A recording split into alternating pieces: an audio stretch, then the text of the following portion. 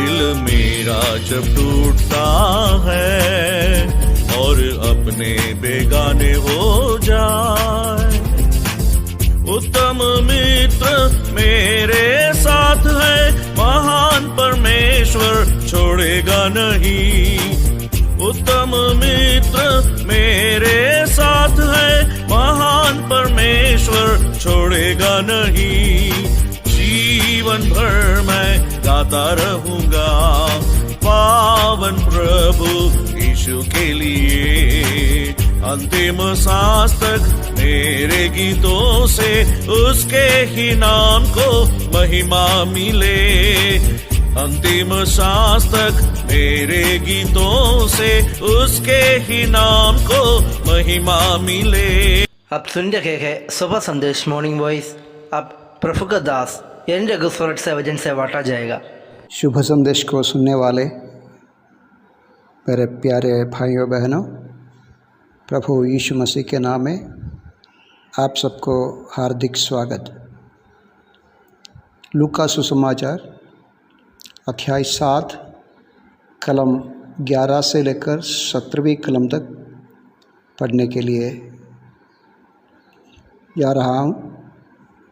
और एक और बार ध्यान दीजिए, लूक चैप्टर 7 वर्स 11 to 17। थोड़े दिन बाद वह नाइन नाम के एक नगर को गया। उसके चेले और बड़ी भीड़ उसके साथ जा रही थी। जब वह नगर के फाटक के पास पहुंचा, देखो लोग एक मुर्दे को बाहर लिया जा रहे थे, जो अपनी माँ का एकलौता पुत्र था और वह विधवा थी। और नगर के बहुत से लोग उसके साथ थे। उसे देखकर प्रभु को तरस आया। उससे कहा, मत रो। तब उसने पास आकर आरती को छुआ।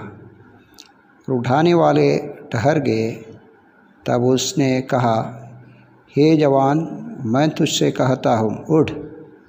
तब वह मुर्दा उठ बैठा और बोलने लगा। उसने उसे उसकी माँ को सौंप दिया। इससे सब पर भय छा गया। वे परमेश्वर की बड़ाई करके कहने लगा, हमारे बीच में एक बड़ा भविष्यद्वक्ता उठा है और परमेश्वर ने अपने लोगों पर कृपा दृष्टि की है। और उसके विषय में बात सारे यहूदिया और आसपास के सारे देश में फैल गई।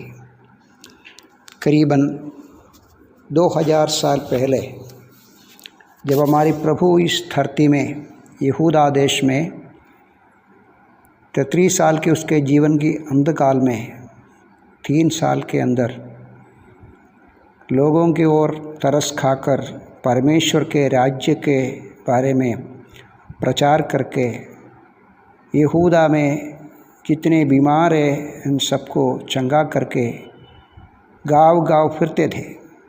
उस समय हुई एक घटना यहाँ आप सुना है। एक छोटा सा गांव है नाइन, और गांव में एक विधवा की अर्थ ये है उनकी पति कुछ समय पहले मर गई। और गांव में ये विधवा बहन की जीवन में ये पहली बार नहीं है। एक पहले कुछ समय पहले भी वो परिवार में एक मृत्यु आई। उनकी प्यारे पति उनको छोड़कर गई। प्यारो, मृत्यु घर घर में गांव-गांव में फैलकर आज सभी जगह में यही बात हम सुनते हैं। गांव-गांव में कितने लोग इस महामारी में मरते हैं। मृत्यु सभी जगह में।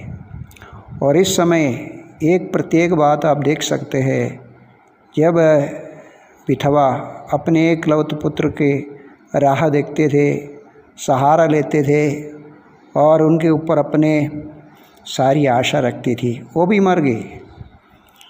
वो मरने के बाद उस लाश को लेकर जहाँ संस्कार करना उस श्मशान भूमि की ओर जा रहे हैं। गांव के सब लोग उनके साथ हैं। आज भी ऐसे है, आज भी लोग अपने मुर्दे को दफन करने को जा रहे हैं।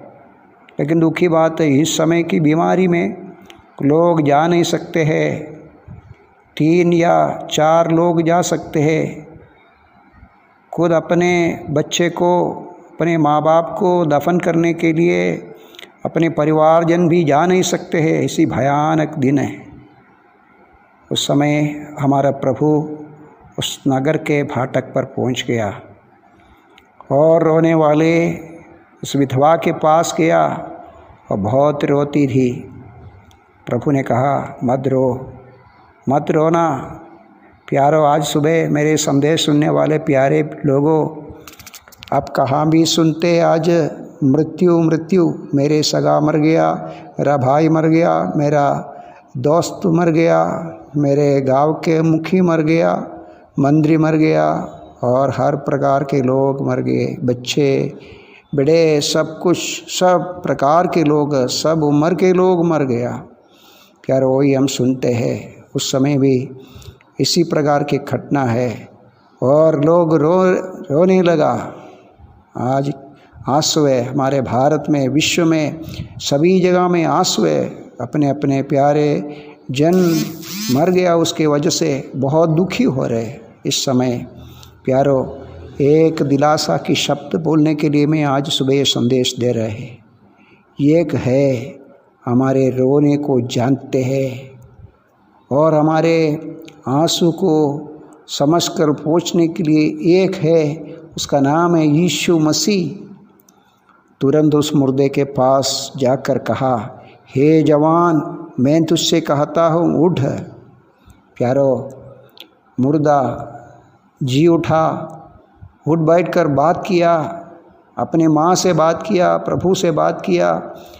प्यारो, मरा हुआ उठा, उठकर बैठा और उनको जीवन मिला।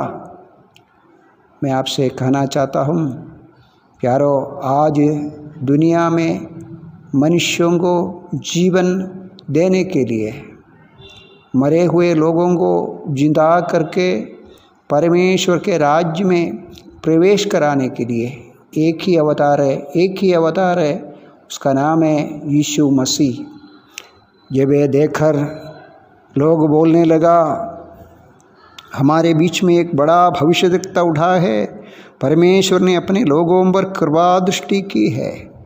2000 साल पहले परमेश्वर हमारे सारे विश्व के ओर, पाप से मरे हुए लोगों के ओर, पाप से मरे हुए मनुष्यों के ओर कृपा दृष्टि किया। प्यारो, यीशु मसीह के द्वारा हमारा पापों के जो प्रायश्चित उसने हमारे लिए सूली पर सह लिया, हमारे लिए मरा, हमारा पापों की सज़ा पूरा लिया, हमको बचाया।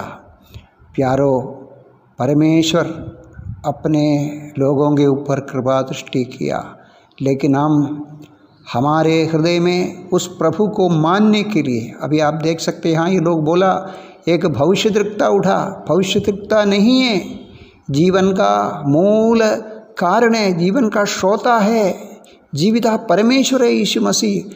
यहूदियों ने उस समय वो माना नहीं है, इतना प्यारा प्रभु को जीवन में कबूल नहीं किया। आज सुबह मेरा विनती ये है, हर गांव के लोग, हर जगह के लोग, हर सोसाइटी के लोग यीशु को मानना, क्योंकि उसके पास जीवन है, आपको जीवन दे सकते। मरेगा तो भी आप जिएंगे, परमेश्वर के राज्य में आनंद काल तक जी सकते हैं, आपको आनंद जीवन जी सकते हैं।